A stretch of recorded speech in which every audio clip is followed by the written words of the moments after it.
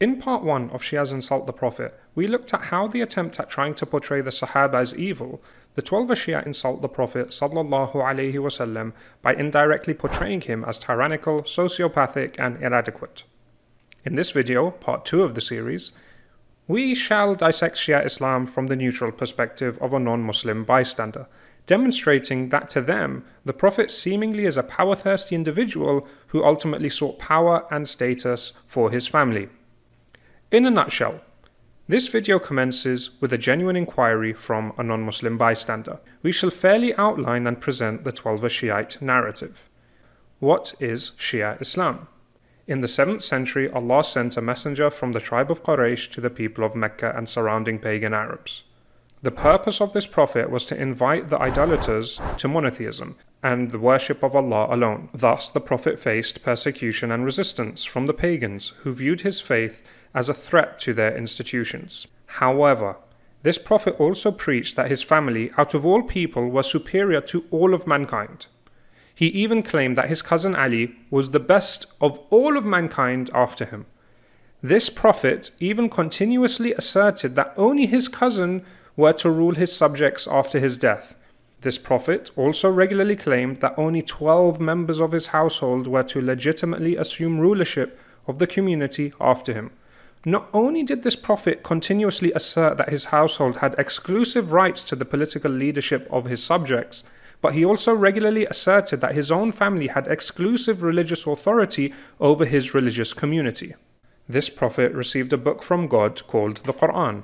This book, as reported in various 12 sources, was revealed in fourths. 1/4 of it was the merits of his own family.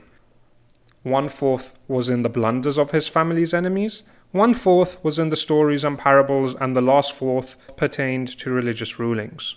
This prophet even claimed that his daughter and her husband, his cousin Ali, were infallible, and he similarly claimed that 11 of his descendants were infallible as well. He even ventured to claim that those individuals from his family had knowledge of the unseen and control over the universe, a concept later coined as wilaya takwiniya. The Prophet even claimed that the followers and his supporters of his family would rest in heaven, and the opponents of his family would dwell in hell. After the Prophet's death, his closest companions and disciples took part in a massive conspiracy that usurped rulership from his family, which they were expected to assume.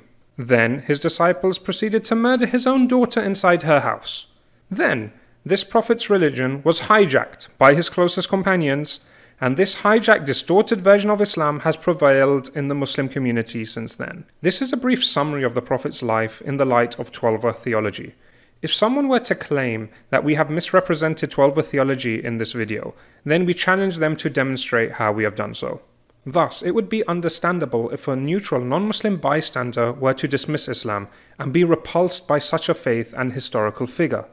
Perhaps this is why 12 da'wah efforts are mostly limited to Muslims, as the 12 narrative is one that fundamentally discredits Islam in the eyes of the neutral bystander.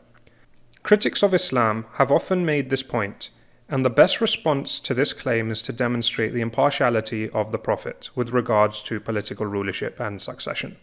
However, a narrative that presents the Prophet as an individual who continuously aimed to establish his family members as his political and religious successors is a narrative that directly implicates the Prophet in this context. The 12 historical narrative can only be delivered by someone who already has respect and reverence for the Prophet, i.e. a Sunni Muslim or a non-Muslim who has interest in Islam.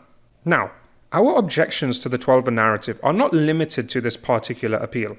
Visit our website, 12shia.net, where one can evaluate a variety of our technical contentions to the defective historical narrative of the Shiite school.